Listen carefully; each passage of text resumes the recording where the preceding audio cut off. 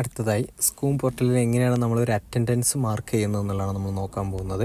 അതിനായിട്ട് നമ്മൾ സ്കൂം പോർട്ടലിൻ്റെ ലിങ്കിൽ കയറുന്നു.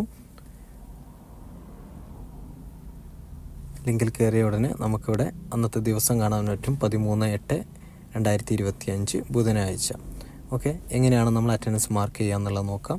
ഏറ്റവും മുകളിൽ അറ്റൻഡൻസിൻ്റെ ടാബാണ് നമ്മൾ ക്ലിക്ക് ചെയ്യുന്നത്. അറ്റൻഡൻസിൻ്റെ ടാബിൽ ക്ലിക്ക് ചെയ്തു. അവിടെ ക്ലാസ് നമുക്ക് G1 തന്നെ അസൈൻ ചെയ്ത് തന്നിട്ടുണ്ട്. കാരണം നമ്മൾ G1-ൻ്റെ ക്ലാസ് ടീച്ചർ ആയതുകൊണ്ട് തന്നെ, ഞാൻ G1-ൻ്റെ ക്ലാസ് ടീച്ചർ ആയതുകൊണ്ട് തന്നെ എനിക്കത് മാത്രമേ അറ്റൻഡൻസ് എടുക്കാൻ പറ്റുള്ളൂ. മറ്റുള്ളത് ഒരു ക്ലാസ്സിൻ്റെയും അറ്റൻഡൻസ് എനിക്ക് നോക്കാൻ പറ്റും, പക്ഷേ അത് എഡിറ്റ് ചെയ്യാനോ എടുക്കാനോ എനിക്ക് റൈറ്റ്സ് ഇല്ല. അപ്പോൾ നിങ്ങൾ ഓരോരുത്തർ ലോഗിൻ ചെയ്യുമ്പോൾ നിങ്ങളുടെ ക്ലാസ് ആയിരിക്കും അവിടെ കാണിക്കുക, ഇല്ലെങ്കിൽ അതിൽ നിന്ന് സെലക്ട് ചെയ്തെടുക്കുക. ഡേറ്റ് നമ്മൾ 13-ാം തീയതിയാണ് നമ്മൾ കൊടുത്തിട്ടുള്ളത്. അവിടെ ഷോ കൊടുക്കുന്നു. ഷോ കൊടുക്കുമ്പോൾ നമ്മൾ ക്ലാസ്സിലെ ടോട്ടൽ കുട്ടികളുടെ ലിസ്റ്റാണ് കാണിക്കുന്നത്. അറ്റ് ഡിഫോൾട്ട് എല്ലാ കുട്ടികളും പ്രസൻ്റ് ആയിട്ടാണ് സൈഡിൽ ഗ്രീൻ ടിക്ക് മാർക്ക് കാണാൻ പറ്റും. ഓക്കെ, അപ്പോൾ ഇതിൽ നമ്മൾ അറ്റൻഡൻസ് എടുക്കുന്ന ടൈമിൽ ഇതിൽ ഏത് കുട്ടികളാണോ ആബ്സെൻ്റ് അവിടെ ടിക്ക് മാർക്കിന് നേരെ ജസ്റ്റ് ഒരു ക്ലിക്ക് ചെയ്ത് കൊടുത്താൽ അത് ആബ്സെൻ്റ് ആയിട്ട് മാർക്ക് ചെയ്യുന്നു. അപ്പോൾ 5-ാമത്തെ കുട്ടി റോൾ നമ്പർ 5 ആബ്സെൻ്റ് ആണ്. അതുപോലെ റോൾ നമ്പർ 10 ഞാൻ ആബ്സെൻ്റ് മാർക്ക് ചെയ്തു. ദെൻ 20 മാർക്ക് ചെയ്തു. ഇങ്ങനെ നമ്മൾ മാർക്ക് ചെയ്തു. ജസ്റ്റ് ഒറ്റ ക്ലിക്കിൽ അത് ആബ്സെൻ്റ് ആയിട്ട് മാറുന്നു. ഇങ്ങനെ മാർക്ക് ചെയ്ത കുട്ടികളെ ഏറ്റവും താഴെ നമ്മൾ ആബ്സെൻറ്റീസ് എന്ന് പറഞ്ഞിട്ടൊരു ലിസ്റ്റ് അവിടെ ക്രിയേറ്റ് ചെയ്യും.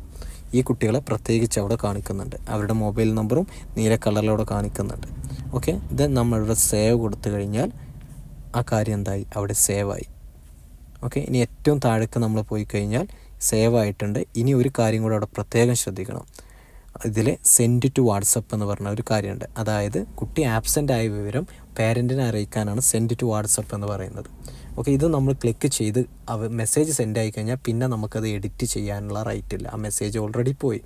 അപ്പോൾ നമ്മൾ ചെയ്യേണ്ട ഒരു കാര്യം, നമ്മൾ രാവിലെ അറ്റൻഡൻസ് എടുക്കുമ്പോൾ അറ്റൻഡൻസ് എടുത്ത് ചിലപ്പോൾ ലൈറ്റ് കമേഴ്സ് ആയിട്ടുള്ള കുട്ടികളുണ്ടാവും. അപ്പോൾ അതിന് വേണ്ടിയിട്ട് നമ്മൾ ഒരു പീരീഡിൻ്റെ ലാസ്റ്റിലൊക്കെ ആയിരിക്കണം നമുക്കെല്ലാം ഫൈനലായതിനു ശേഷം മാത്രമേ സെൻഡ് ടു വാട്സപ്പ് കൊടുക്കാൻ പാടുള്ളൂ. കാരണം അതിന് ശേഷം പിന്നെ എഡിറ്റിംഗ് നമുക്ക് സാധ്യമല്ല. സോ ഇനിയിപ്പോൾ ഒരു കുട്ടി ലേറ്റ് കമേഴ്സ് ആയിട്ട് വന്നു കഴിഞ്ഞാൽ നമ്മൾ എന്ത് ചെയ്യുന്നു, വീണ്ടും ഈ എഡിറ്റ് ബട്ടണിൽ ക്ലിക്ക് ചെയ്യുന്നു. ദെൻ ആ കുട്ടി ആബ്സെൻ്റ് ആയ കുട്ടിയെ നമ്മൾ എന്ത് ചെയ്യുന്നു, പ്രസൻ്റ് ആയിട്ട് മാർക്ക് ചെയ്യുന്നു. ഇപ്പോൾ ഫാത്തിമ റഷ്യ PT എന്ന് പറഞ്ഞ കുട്ടിയെ ഞാൻ വീണ്ടും പ്രസൻ്റ് ആയിട്ട് മാർക്ക് ചെയ്യുന്നു. ഓക്കെ, അപ്പോൾ ആബ്സെൻറ്റീസിൻ്റെ ലിസ്റ്റിൽ ഇവിടെ എണ്ണം കുറഞ്ഞു. 4 കുട്ടികളുള്ളത് 3 കുട്ടികളായിട്ട് കുറഞ്ഞു.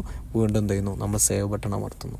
ഇതിപ്പോൾ അവിടെ സേവ് ആയിട്ട് കിടക്കുന്നുണ്ടാവും, പക്ഷേ വാട്സപ്പിൽ മെസ്സേജ് പോയിട്ടുണ്ടാവില്ല. അതാണ് ഇവിടെ കാണിക്കുന്നത്.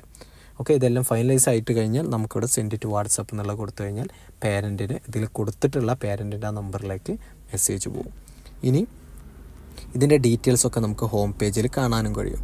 ജസ്റ്റ് ഒന്ന് താഴ്ത്തി നോക്കി കഴിഞ്ഞാൽ നമുക്ക് ഹോം പേജിൽ പോയി കഴിഞ്ഞാൽ അവിടെ നമുക്ക് എന്ത് ചെയ്യും, നമ്മുടെ ഓരോ ക്ലാസ്സിൻ്റെ നേരെ ആബ്സെൻറ്റീസിനെ നമുക്കവിടെ കാണാൻ കഴിയും. ഇപ്പോൾ നോക്കൂ, നമ്മൾ G1-ലാണ് നമ്മൾ അറ്റൻഡൻസ് എടുത്തത് അല്ലേ. അപ്പോൾ G1-ൽ അത് 3 കുട്ടികൾ ആബ്സെൻ്റാണ്, 57 കുട്ടികൾ പ്രസൻ്റ് ആണെന്ന് കാണിക്കുന്നുണ്ട്.